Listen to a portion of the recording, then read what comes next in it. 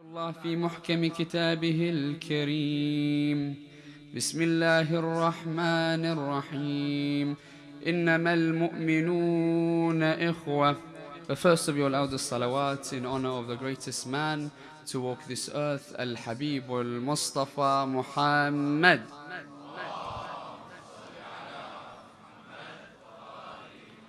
The second in honor of the greatest lady to walk this earth, Al-Hawra Al-Batulati Fatimah.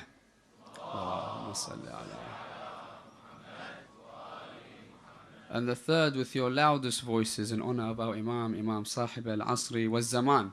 Allahumma salli. The verse in question, inshallah, that we're going to utilize to discuss tonight is from chapter 49 of the Holy Quran, verse number 10, which states that the believing men are indeed brothers. إِنَّمَا الْمُؤْمِنُونَ إِخْوَةً. Tonight we have a very interesting discussion that will relate to the person that we commemorate tonight. Because in order that we find the true significance, even though as much as we try, we can't understand the character of Abu Fadl Al-Abbas, as we'll discuss tonight and see how far away we actually are from understanding who this great personality was. However, in order to understand a drop of an ocean of the character of this great man that died defending his Imam and his brother on the 10th of Muharram, the topic for tonight is going to be about brotherhood. Now the first, we're going to look at different usages of the word brother within the Holy Quran. All 4 different usages of the word brother in the Holy Quran. Then we're going to discuss these particular usages in more depth, looking at the 3 types of brotherhood that we come across.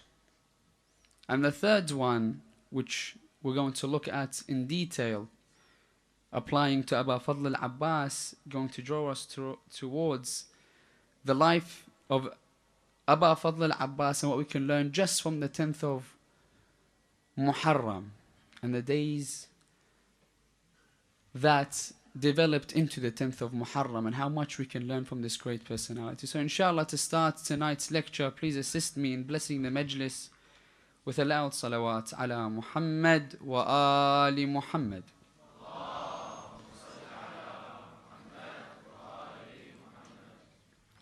The usage of the word brother in the Holy Quran comes first and the most obvious as the blood brother, having either a common father or a common mother within the Holy Quran. As one example, when Musa says to Allah subhanahu wa ta'ala, as the verse we quoted earlier, رَبِّ اشْرَحْ لِي صَدْرِي وَيَسِّرْ لِي أَمْرِي وَاحْلُلْ عُقْدَةً مِّن لِسَانِي يَفْقَهُ قَوْلِي وَاجْعَلْ لِي وَزِيرًا مِّنْ أَهْلِي هَارُونَ أَخِي. My brother, Harun, as stated in Surah 20 of the Holy Quran, verse number 29. Another usage, if you look at chapter 12 of the Holy Quran, we find many usages for the Prophet Yusuf alayhi salam with his brothers and the different dynamics of their relationship that went up and went down and went back up again. So the first usage is the one that we can all relate to, being a blood brother, either from the same mother or the same father. The second usage within the Holy Quran looks at it to be more of a community basis. وَإِلَى مَدْيَنَ أَخَاهُمْ شُعَيْبًا. And to a particular category of the world, namely Madian, their brother Shu'aib. Meaning there's a particular brotherhood which is community oriented, or have the same ideologies that you can call a brother. The third, which Allah refers to in Surah 3 of the Holy Quran, verse 103, where He says that the Muslimin are joined in the sustenance from Allah as brothers. Muslims, that's the third.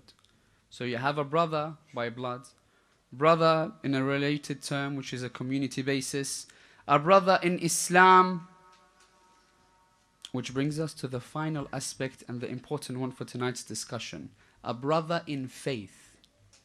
إِنَّمَا الْمُؤْمِنُونَ إِخْوَةٌ. And this is the important one that we're going to look at tonight. Because there's a difference between a Muslim and a mu'min. And a rank of a mu'min, a brother in faith, is higher than that of a brother in religion. Someone can come, what's the difference between a Muslim and a mu'min? Sulaiman ibn Khalid narrates from Imam Al-Sadiq, narrating from the Holy Prophet of Islam, saying the difference between a Muslim and a mu'min as follows. Is a Muslim man salim al-nas min yadihi wa lisanih. A Muslim is someone, obviously we know that he recites the two shahadat. However, everyone is safe from his hands and from his tongue. Small category when you first enter Islam. Then a mu'min is a person where all the Muslims can trust. So not all Muslims trust every other person. But the Muslims will all trust a mu'min. Man i'tamanahu al-muslimun. That's what a mu'min is. A person with faith. So let's look at this particular faith and the aspect of brotherhood that it comes with. Umar ibn al-Khattab narrates, he says, when all the Muhajirin came towards Medina and they met with the Ansar, he says, the Prophet of Islam took it upon himself to make everyone from the Muhajirin and the Ansar brothers. Akha bayn al-Muhajirin wal-Ansar. He says, everyone, the Prophet put a brother for. He says, myself, Umar ibn al-Khattab states, the Prophet of Islam made my brother Abu Bakr.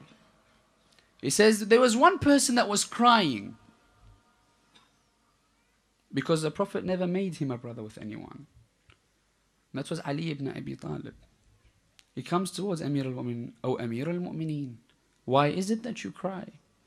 He says, O Rasulullah, you've given everyone a brother. How about myself?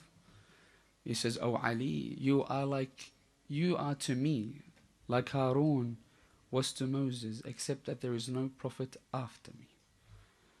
Meaning, Oh Ali, you are my brother in this particular religion. He goes further than that. He says, we are so close. We're going to go into detail with this. He says, we're so close in Ayat al-Mubahala. When the Prophet of Islam is debating the Christians of Najran. And we all know this story, but let's look at a particular detail of the verse in question. He says to the Christians of Najran, he says, bring forth your woman, we'll bring forth our woman. Bring forth your sons, we'll bring forth our sons. And we'll bring forth ourselves. Would you bring forth yourselves? The Christians, they bring forth their women. Prophet of Islam brings one woman to represent Islam. Fatima al-Zahra. For Hassan and Hussein were the ones that the Prophet of Islam brought as his sons. They brought their sons. But for himself, and this is the aspect we want to look at, he says, Oh Ali, you are like Aaron to me. أنت لي بمنزلة هارون من موسى إلا أنه لا نبي بعدي. For himself, the Prophet doesn't come himself. He brings Ali ibn Abi Talib to represent him. He says, this person is myself. Look how close of a relationship Amir al-Mu'minin shared with the Prophet of Islam. So the different levels, inshallah, that we're going to look at tonight of brotherhood don't relate to any other prophethood except the brotherhood in faith, which is the highest level that a person can reach. It has three particular categories. This brotherhood in faith. The first of them is by the name of the general brotherhood. Al-Ukhuwat al-Amma. General brotherhood is very basic. It's a higher grade in order that it's for faith. People that have faith. Not just the mere Muslims. It's a faithful Muslims. But it's still general. Why? It has 6 main points that needs to be upheld in order that you can fall into the first category, which is the general brotherhood. The first of them is that you pardon your brother without telling them what they did wrong. A person comes to you, your brother in faith.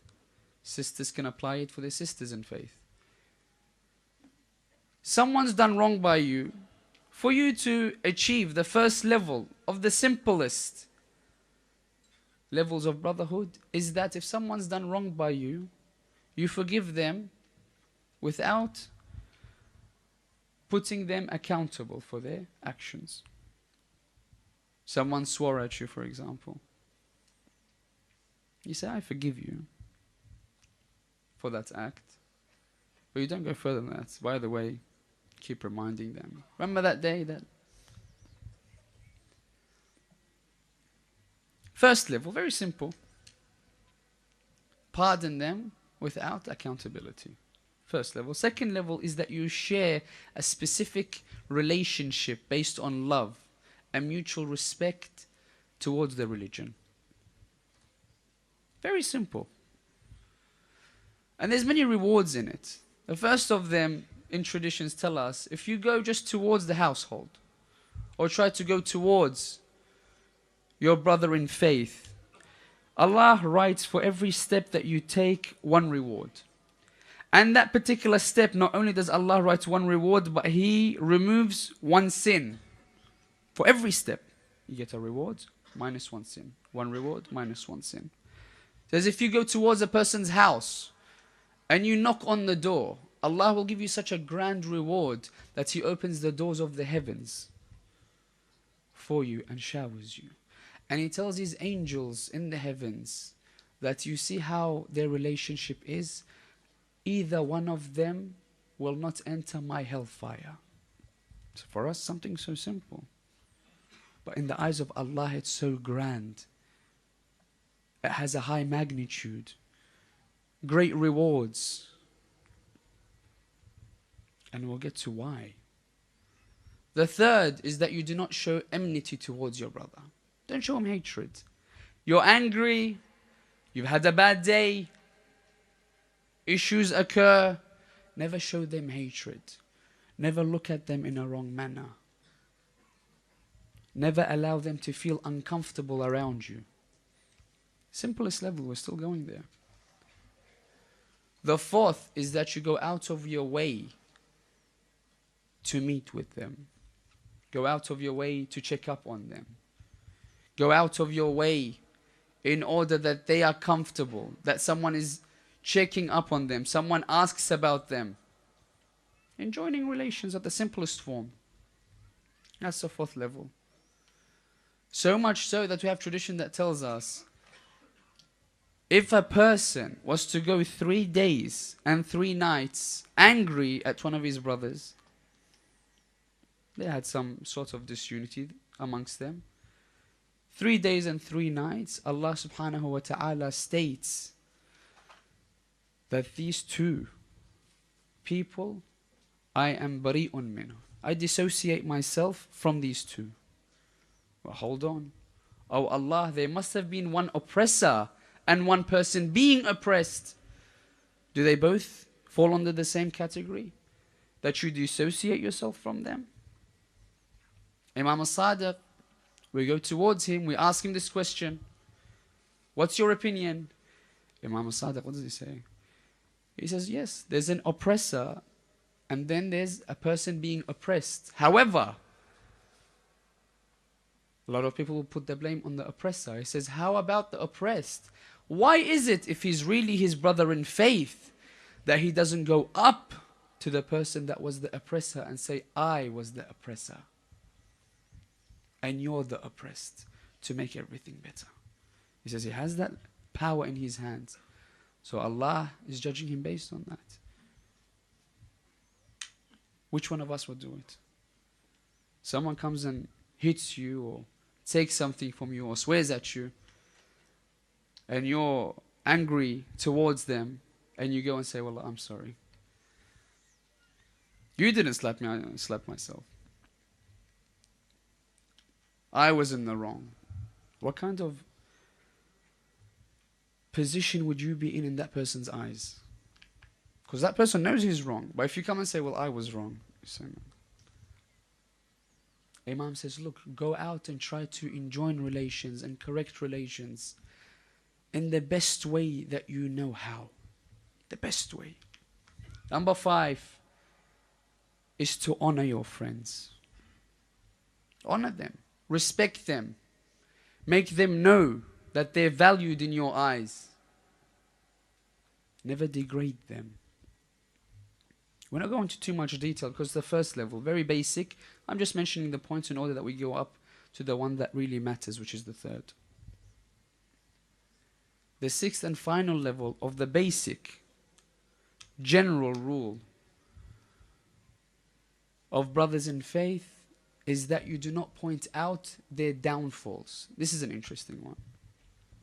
And that's the one that most of us will fall into. Knowingly or unknowingly. Do not follow a person's downfall. If he is or isn't your brother in faith, never follow a person's downfalls. Because Allah says, for a person that follows someone's downfalls, Allah will follow their downfalls and will expose them one way or another, even if it's in their own household. What do we mean when we say someone that follows someone's downfalls? Let's say a particular person does a particular action. Community-wise, we don't accept it. It could be haram, it could be looked down upon, whatever it may be. However, we come, we're in another gathering. By the way, did you remember that person? Yeah, I know him. He's son of such and such. You know he did this? Yeah, I know. It's such a bad thing. Haram. How could someone like him do that? That group of people, let's say 10, 2 of them talk to another 2, and it spreads. Suddenly the whole village or the whole community would know that person's downfall. Mind you, that person, Amir al-Mu'mineen says, never judge a person today based on his action yesterday, because he could have repented in the night. Never follow someone's downfalls, because Allah will follow yours. So even nowadays, WhatsApp, we have a lot of big problems with WhatsApp. Because all of a sudden we have all these groups, the ladies especially. Anything that happens in the community, they know before we come home.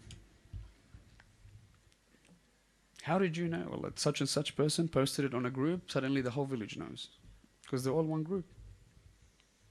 But what that particular point was someone's downfall. And all of a sudden everyone knows. To have the basic level of a brother in faith, the last level, which is the 6th, is not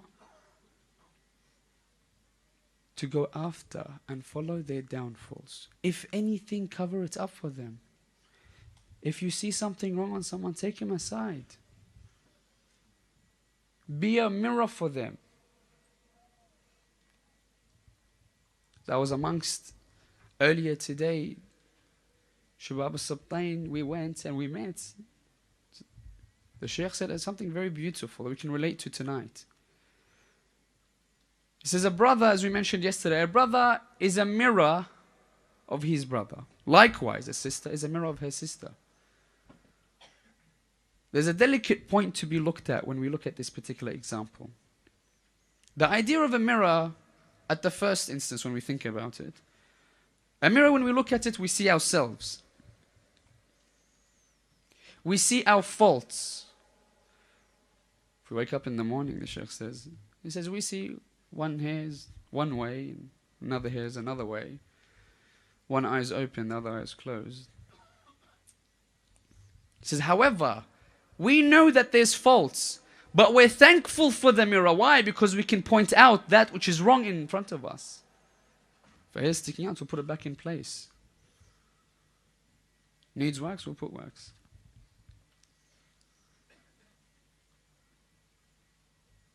Anything that needs fixing on our physical level, as a mirror, if we see it, we're not offended that we see it. But we're thankful that we have that mirror in order that we see our faults. We see that which we could not have seen without it. Likewise, if we have a mu'min brother or a mu'min sister that can be a mirror to us, that would be one of the best things to have by your side. Because you won't be offended when they tell you, by the way, this action that you're doing, it's wrong. This particular place you're about to go, that's not going to be good for you in the long run. This will dent your reputation. And you'll take it for them. Why? Because they know that they want the best for you. Al-mu'minu mir'atul mu'min. The first level, the general level of brotherhood. Al-ukhuwa al-amma. Now we get to the second level. Al-ukhuwa al-khassa. The specific brotherhood. So once you've already attained your degree in the first level, you've achieved all that which you have to achieve in those 6 levels, or the 6 points in the first, you get to the specific brotherhood. In the brotherhood based on faith. And it has 5 points. The first one had 6 points, this one has 5. We're getting it a little bit harder. This one, it says the first is that what's inside him is the same as that which is outside. What do we mean? He doesn't keep anything from you. How he feels about you or how she feels about you, what's in her heart, what's in her mind, it's always on her tongue or always on his tongue. You know exactly what's in his interior and how he feels about you or how she feels about you. There's no secret between you. You guys are both open books, knowing the ins and outs of each other. See how specific it is? The second level in the specifics of brotherhood is that you love for them what you love for yourself. It's going to be very hard for this. You're in a business transaction with your brother in faith, but you want to take the bigger cut. Do you do right by him? Or do you do wrong by him? We get a little bit more cash in the process. Is that you love for them like you love for yourself? That's the second level. Whatever it may be. The third, if you attain a rank or a position, or you get a little bit extra money in your day-to-day life, it doesn't change who you are towards them. Many of us, you achieve a rank, or you move up in the world, your friends try to call you. Ooh. Don't open the WhatsApp because they'll know if you read it. I want to make sure they don't contact me. Why? I don't have time for them. I don't want to talk to them. They're going to talk about ABC. That was when I didn't make it. Now that I made it, I have to talk to different people. They forget everything. It says the third rank of a specifics of al-ukhuwa al-khassa is that if they attain more wealth or attain a higher position, they do not change with you. The fourth is that if they need your assistance, nothing will stop you from assisting them. Nothing will stop you assisting them. They call you up 1 o'clock at night. This is a bad example, but we can relate to it. Well, I can. 1 o'clock in the morning, 2 o'clock in the morning, someone calls you, well, I need your help. What happened? You had a flat tire or it's stuck somewhere. And you're like, just put my head down. I'm tired. Not bothered. So you make up an excuse. Well, I'm busy. Got work in the morning. Can you call someone else? It says if you had that specific brotherhood, nothing on earth would stop you from going to his aid. No excuse in your mind. No person holding you down. No wealth that you will not spend in order to help your brother in need. And the final level is that whenever your brother is down, you do not leave their side. Whenever they're down, make sure you're by their side, through thick and thin. Most of us, whenever someone makes it, we're by their side. I'm with this person. Make sure the whole world knows. But as soon as they go down, as soon as they're not in the spotlight anymore, or they lose their job, or they go broke, whatever have you, you change your number. Just in case they call you when they need you. He says, no, a mu'min that enjoys this second level of specifics for a brother in faith will never leave you when you're down.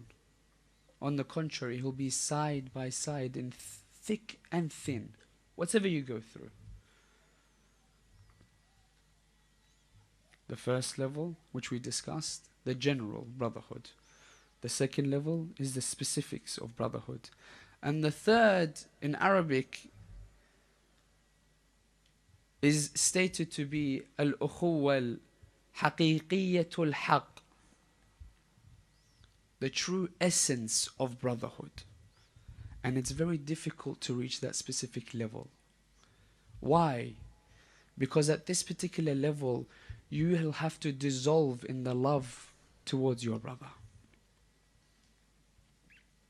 That's what it says. You have to dissolve in the love towards your brother.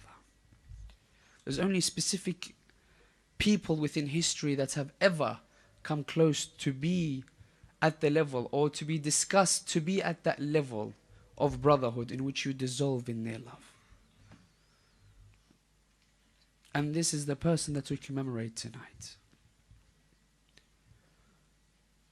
Abu Fadl Al-Abbas is one of them that we discuss, and that he dissolved in the love towards his brother. So much so that he put himself a ransom for him. When he goes to the water on the 10th of Muharram, before he is martyred, he takes the water. What does he say? Ya nafs min ba'd al-Hussein huni. He says, who are we, O my soul, that we should drink? There is no reason to live if it's not for Hussein. You know who did that before him? The only other person that we can look at to have reached that rank? Ali ibn Abi Talib. When? When he chose to sleep in the bed of Rasulullah. The night that the people were going to come and attack the Prophet of Islam in his house. Ali, would you sleep here? He says, O Rasulullah, will you be okay? As long as you're okay, O Rasulullah, without a doubt. Nafsi fidak. May I be sacrificed for you, O Rasulullah. Such a great stance that Amir al-Mu'mineen had, that Allah subhanahu wa ta'ala, in a tradition that we had, states that Allah looks at Jibreel and Mikael in the heavens, and He says, I have made you two brothers. Which one of you is ready to give up their life in order that your brother lives for longer. Jibreel, Mikael are looking at each other. The angels. They begin to look at each other. He says, go down towards the earth and look at my servant Ali ibn Abi Talib that gave up his self for his brother Rasulullah. Go look. Like father, like son. Abu Fadl Al-Abbas on the 10th of Muharram. Let's look at this great man. We're going to look at him in detail to look at how grand he is in his actions, number one. And number two, what kind of rank he had in the eyes of Ahlul Bayt. Abu Fadl Al-Abbas is a known warrior, valiant. There's many aspects of Abu Fadl Al-Abbas's life that we know by name, but not by events. As an example, when we always refer to Abu Fadl Al-Abbas as Sab' al-Qantara, the lion of the bridge. What bridge? What incident? What happened? Malik al-Ashtar narrates this. Look at Abu Fadl Al-Abbas. Malik al-Ashtar states, he says, ever since I was born, look at this. Ever since I was born, he says, I thought during my entire life that Allah subhanahu wa ta'ala didn't create me with a heart. Why? He says, I never felt any fear. Amir al-Mu'mineen, what does he say about Malik al-Ashtar? He says, Malik is solid on faith. He says, if Malik was to walk inside of a forest in the darkest of nights, and he stepped in the belly of a lion, he wouldn't twitch. He wouldn't feel fear. He wouldn't be scared. Imagine in the midst of the night, in a forest, you step in a lion's belly. Who says Amir al-Mu'mineen? He says Malik won't feel a thing. Malik says, I've always thought I never had a heart because I couldn't feel fear.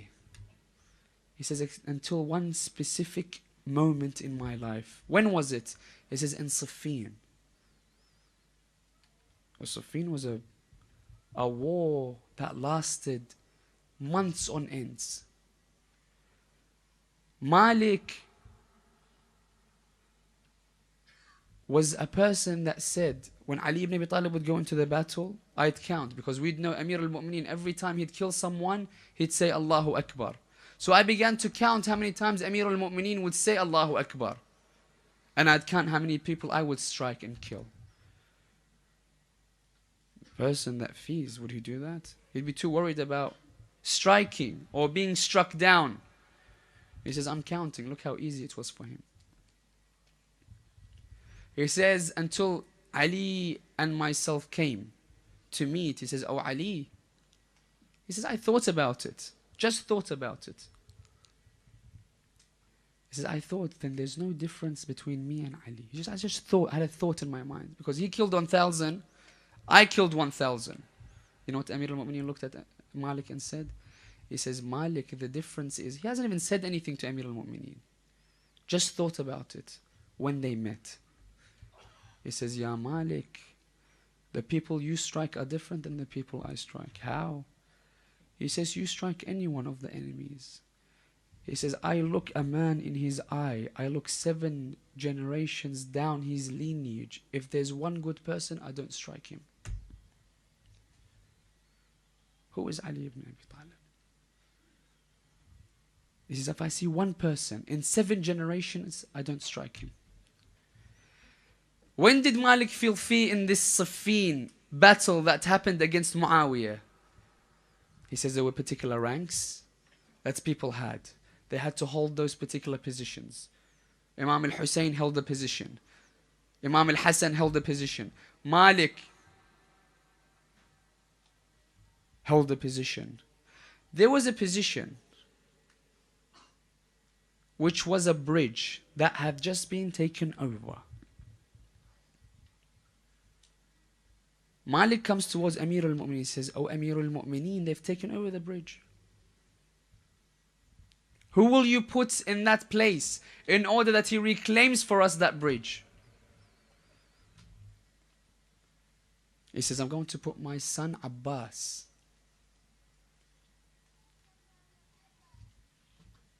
I'm going to put my son Abbas. Malik, look at this instance. This is what we're going to come down to. Malik looks towards Abu Fadl al-Abbas. Then he looks back at Amir al-Mu'mineen. He says, "Oh Amir al-Mu'mineen, Abbas is just a boy. How can he reclaim that particular bridge?" Malik states, he says, "Then I looked towards Abbas. Abbas looked at me in such a manner that there and then I only knew that I had a heart, because fear struck it when I looked into his eyes." So an instance of bravery for Abu Fadl al-Abbas when he goes and reclaims as a youth, as a boy, that particular bridge in Siffin, a vicious battle. So imagine what kind of warrior Abu Fadl al-Abbas was, that it could strike fear into the heart of a person that Amir al-Mu'mineen says if he stepped on a lion's belly in the middle of a night in the forest, he wouldn't move. As a youth, the look of Abu Fadl al-Abbas had that particular effect. Imagine what kind of person he grew up to be. Abu Fadl al-Abbas never stopped speaking out against oppression. Many positions that he was in. Another example that we have is as the Ahl al-Bayt, Imam Al-Hussein alayhi afdal salatu was salam, was being targeted in Mecca and were being forced to leave, and they would not allow Imam Hussein to finish his pilgrimage rituals. You know what Abu Fadl Abbas did? He stands up on the top of the Kaaba and he begins to speak to all the people performing pilgrimage. You know what he says? Look at the words of this man to understand what kind of ma'rifah he had for Ahl al-Bayt. Very detailed. Each one of the lines of Abu Fadl al-Abbas, he needs a lecture themselves. He gets up on the top of the Kaaba. He said, "Blessings to Allah that He honored this house." And he points at the Kaaba. He says, "Praise be to Allah that has honored this house with the birth of this man's father." And he points at Imam Hussein. "Praise be to Allah that has honored this house with the birth of this man's father." Then he says, "You try and take away Imam Hussein from finishing his Hajj pilgrimage. You try to take away a man that's more deserving to the Kaaba than any of yous." He says, "By Allah," look at the words. He says, "By Allah, if it wasn't for the justice and wisdom of the Almighty, that this Kaaba, instead of the Imam coming towards it, it will go towards the Imam. This black rock that everyone's trying to get blessings with their hands, if you ask it, the black rock wants the blessings from the hand of Hussein." He says, "Look in whose houses wine is served," and he mentions Yazid, "and look who has Al-Kawthar and the hereafter in their hands. Look in which households dancing is prevalent, and in whose houses the verses of the Holy Quran have been." He says, "You try to make us fear you by telling us about death." He says, "You talk to people that played with death in their infancy. How about now that we've grown?" He says, "You're heading towards the same evils that Quraysh went towards when they tried to assassinate the Prophet. Now you're trying to assassinate his grandson, Hussein." He says, "But just like Amir al-Mu'mineen was there to protect the Prophet, I am here to protect Hussein." Allahumma salli. That's why when we look at Abu Fadl al-Abbas, we know that he knows his Imam so much that even though Imam Hussein was his brother, he never once called him brother until the 10th of Muharram. He'd call him my master Hussein. My master Hussein. Look at the ma'rifah he had. Our Imams talk about him and treat him in a different manner. As an example, Imam Zayn al-Abidin, when he returns to bury the bodies on the plains of Karbala, what does he do? The people there, he allows them to dig the graves. And he allows them, when he's putting into the graves the Ansar, to assist him. When he goes to Imam Al-Hussein's grave, they come to assist him. Imam Zayn al-Abidin says no. He says, I have with me who will help me. They look, they say, who's with him? They see him holding one side and the other side levitating. He says, don't worry, I have with me those that will assist me in this burial. And he buries Imam Hussein. When he goes towards the Euphrates River, where Abu Fadl Al-Abbas lay, do you think he allowed the people to help him? He did the same thing that he did with an imam that's a ma'soom. Abu Fadl Al-Abbas, he tells the people, don't worry, I have with me those that will assist me. You see where I'm going with this? The same way Imam Al-Hussein was buried by Imam Zayn al-Abidin, Abu Fadl Al-Abbas was buried. Do you think it's normal that Abu Fadl Al-Abbas was left at such a distance from where Imam Hussein was? Imam Hussein, every single person he brought back towards the tents, put them alongside one another. Why is it that Abu Fadl Al-Abbas was left there? Many people will come with different ideas. The first would say that Abu Fadl Al-Abbas was cut up in so many pieces that every time he would be lifted on one side, the other side would fall. That's incorrect. Why? Because we all know in traditions it tells us that Imam Al-Hussein reached Abu Fadl Al-Abbas while he was still alive and spoke to him. If his pieces were everywhere that he would lift one side, the others would fall, Imam Al-Hussein wouldn't have made it in time to speak to him. The second tells us that he was too afraid to go back in order that he didn't bring back the water towards Sakina. But we find Abu Fadl Al-Abbas is nothing to be ashamed of. He did more than enough. He sacrificed his hand, right, his left, his eye. He shouldn't be ashamed going back. He says, I've done everything to bring you the water. But it suffices to say that Allah's plan is that Imam Hussein has a shrine and Abu Fadl Al-Abbas also has a shrine. Because Abu Fadl Al-Abbas, if he's buried in the same shrine as Imam Hussein, we'd find he wouldn't have the significance. Because there's a ma'soom in that shrine, he's going to be the main person. However, Allah subhanahu wa ta'ala, in His majesty, with His knowledge, chose that Abu Fadl Al-Abbas would remain there. So he would have a dome on his grave, and Imam Hussein would also have a dome. Abu Fadl Al-Abbas has a rank, and Imam Hussein has a rank. Imam Sadiq said about Abu Fadl Al-Abbas, there's such a rank in the Day of Judgment that every single shaheed would look up to him and envy his rank. That's what kind of rank Abu Fadl Al-Abbas has. Let's look at the ma'rifah of this great man in one specific tradition before we finish for tonight. And that's the covenant. There's a covenant, as we know if we read the Maqtal, that Shimur brought towards Abu Fadl Al-Abbas. And he said in it that you are our cousins from your mother's side, and this battle is nearly won. We have 30,000. You only have a few hundred people here. This covenant states that you are safe from fighting this war because you're related to us.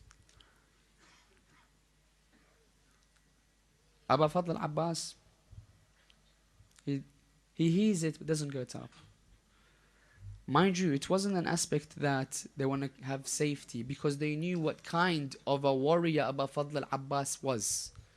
They were trying to break the ranks of Imam Hussein, because they knew without Abu Fadl al-Abbas, the ranks of the army of Imam Hussein didn't have value. Abu Fadl al-Abbas himself was an army. His name struck fear into the hearts of the enemy. So they're trying to get him on his side. Imagine a Ma'soom. We know a Ma'soom doesn't say anything that can be taken lightly. His words are that perfect that it's higher than anything a makhluk can say. However, it's lower than the Khaliq. Their words are perfection. When on the 7th day, Abu Fadl al-Abbas, when we have Saqi Atasha Karbala, on the 7th day, 20 of the companions were by the Euphrates River. They made it there, they couldn't get back with the water. Does Imam Hussein sacrifice his whole army? What does he do? He goes towards Abu Fadl al-Abbas. Look at the rank of Abu Fadl al-Abbas in the eyes of a Ma'soom. Imam Hussein, he said towards Abu Fadl al-Abbas, بنفسي أنت. What does that mean? In Arabic we say, فدوى روح لك. May I be sacrificed for you. Who? Imam Hussein says. To who? To Abu Fadl al-Abbas. What kind of rank does he have? If a Ma'soom states, may I be sacrificed for you, O Abbas. Who is this Abbas? When the covenant comes, Imam Hussein says, go, talk to Shimr. Angrily and humiliated, Abu Fadl al-Abbas goes. But look at the words that show you what kind of character Abu Fadl al-Abbas was. He goes up to Shimr. Shimr says, this is a covenant giving you your safety. This covenant says that you don't have to fight this war, because it's pretty much over. 30,000 against a few hundreds. It's only a matter of time. Not only that, we'll give you our army in your hands. You know what he says? Look at the reply of Abu Fadl al-Abbas to show you what kind of rank he has and how much ma'rifah he has. And we need to really think about the details of these two words that Abu Fadl al-Abbas say, because it will give us an insight. He says, أَأَتْرُكُ مَنْ خَلَقَنِ اللَّهِ لَأَجْلِهِ. Sorry? أَأَتْرُكُ مَنْ خَلَقَنِ اللَّهِ لِأَجْلِهِ. Do I leave a person that Allah has created me for? What does that mean? I have no reason to live. This is the reason that I am alive, is to defend my brother and my Imam. Many people come and say what Abu Fadl Abbas was defending his brother and anyone else would. Abu Fadl Abbas makes it clear that he's defending his Imam before his brother. When his right hand was cut off. What does he say? Wallahi in qata'tumu yamini inni uhami abadan an dini wa an imamin sadiq al-yaqini. Likewise, so we have anyone that comes out. Sayyidah Zainab defended the Imam. Imam Zain al-Abidin in the courtrooms. Fatima al-Zahra, likewise, she was defending the Imamate when she came out of the house. Salman tells her, Fatima, go back. He says, your father was a mercy to mankind. Don't be otherwise. Don't pray against them. She says, oh Salman, they made me miscarry my child. I didn't say anything. Salman, they slapped me. I didn't say anything. Salman, they broke my rib. I didn't say anything. Salman, they took my rights. I didn't say anything, but they took the Imam. Salman, I'll speak out. Likewise, Abu Fadl al-Abbas. Where did this start? Al-Banin brings Abu Fadl al-Abbas towards Amir al-Mu'mineen. Amir al-Mu'mineen unwraps Abu Fadl al-Abbas. He begins to look at his hands. You know where I'm going with this.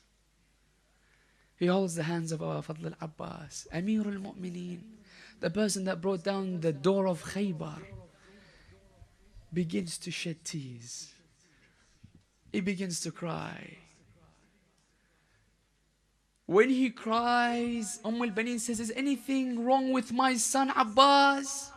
You're looking at him, you're crying. Is there any deformities? Is there anything wrong with the hands of Abu Fadl al-Abbas? Imam Ali ibn Abi Talib says, no, by Allah, these hands will be cut off one day. Al-Baneen says, where will these hands be cut? What will occur? What's going to happen in order that the hands of Abu Fadl al-Abbas will be cut? He says, in defense of my son Hussein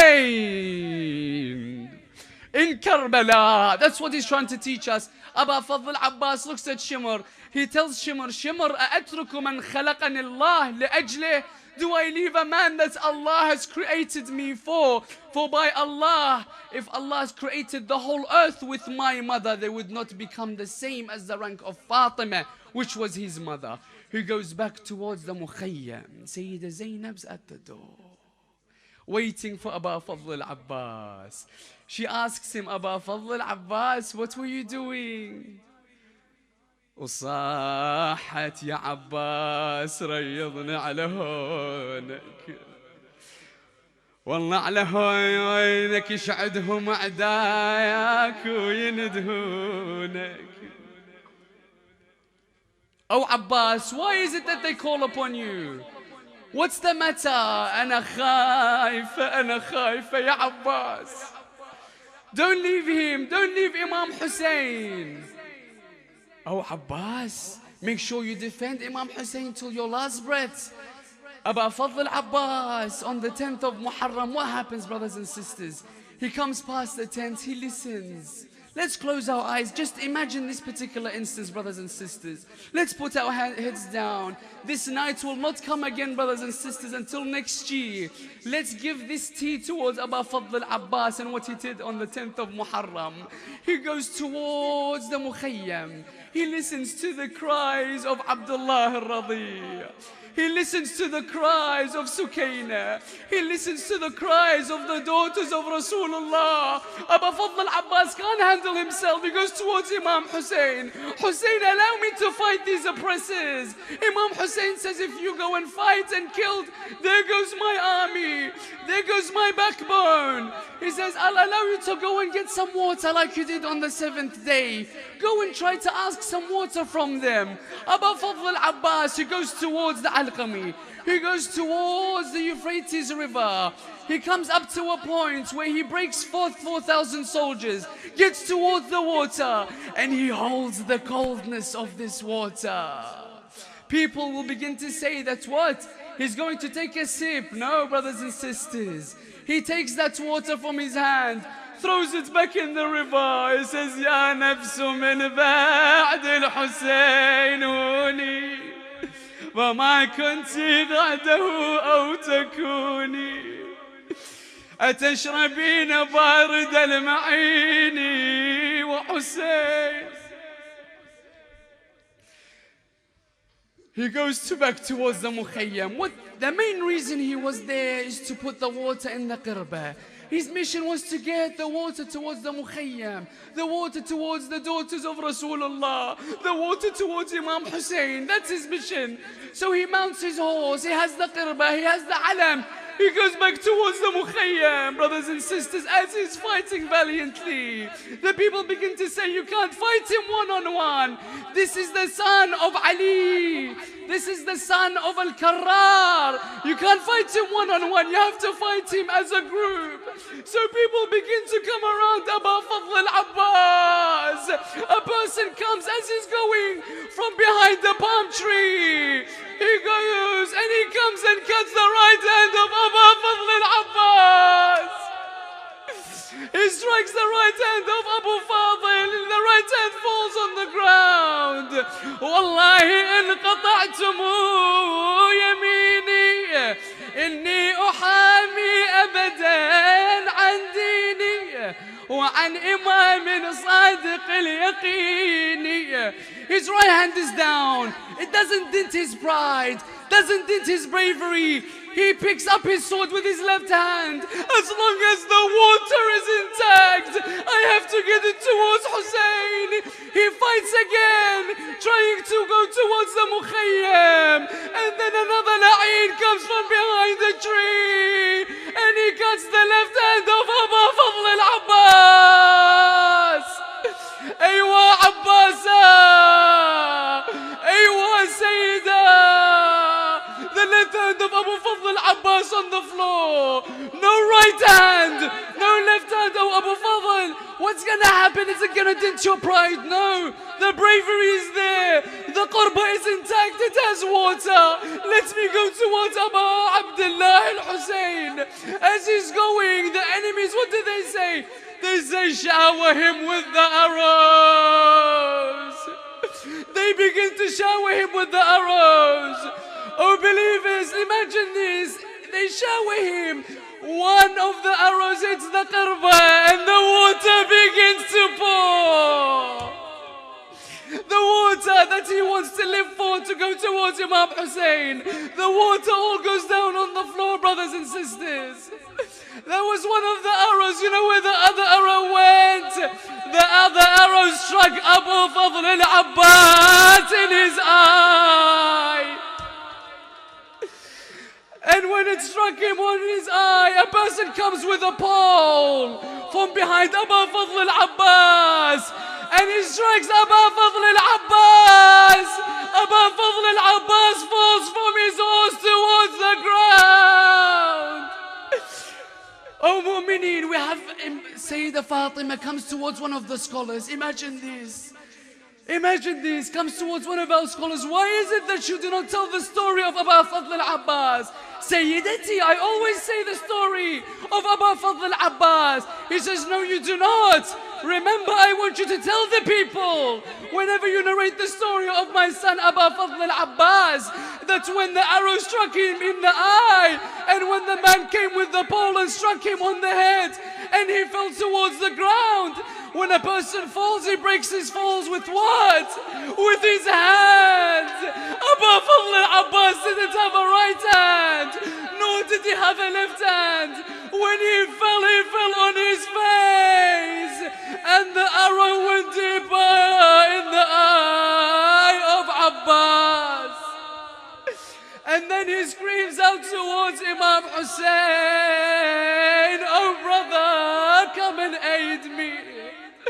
Ya akha, oh my brother Hussein, akh ya Hussein, adrikni. Imam rushes towards Abu Fadl al-Abbas. Traditions tell us Imam Al-Hussein, as he's going towards Abu Fadl al-Abbas, he stops, he leans, he goes down, he picks up something. He walks again, he leans down, he picks something else up before he gets towards Abu Fadl al-Abbas. You know what it was? It was the right and left hand of Abu Fadl al-Abbas. He gets towards Abu Fadl al-Abbas. Abu Fadl al-Abbas, one arrow in an eye, the blood of one eye on the other. He couldn't see who's coming towards him. He says to the person walking, he says, I tell you by the one that you worship, give me a few moments so I may speak to my brother Hussein. Hussein is the one right by his head. He says, Akh ya Abbas, I am Hussein. I am Hussein. He sits by him. He brushes away the blood from his eye. He looks at Abu Fadl al-Abbas, but what does he see, brothers and sisters? What's left of Abu Fadl al-Abbas? An arrow in his eye. No right hand, no left hand. Body covered with arrows, body covered with wounds. Ya Abu Fadl al-Abbas. He takes the head of Abu Fadl al-Abbas, puts it in his lap. Abu Fadl al-Abbas removes his head, takes his head again, puts it in his lap. And then again Abu Fadl al-Abbas removes it. He says, oh my brother Abbas, what are you doing? He says, oh Hussein. He says, oh Hussein, now my head is in your lap, but in a few moments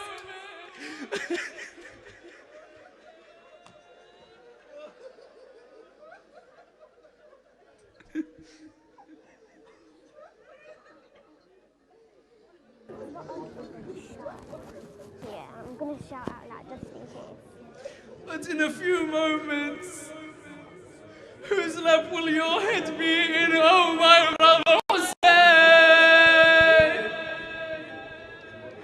He stayed with Abu Fadl Al-Abbas until his soul departed. He comes back towards the Mukhayyam, who's at the tent. Zainab is waiting at the tent. She says, Hussein, you've returned, but where's Abu Fadl?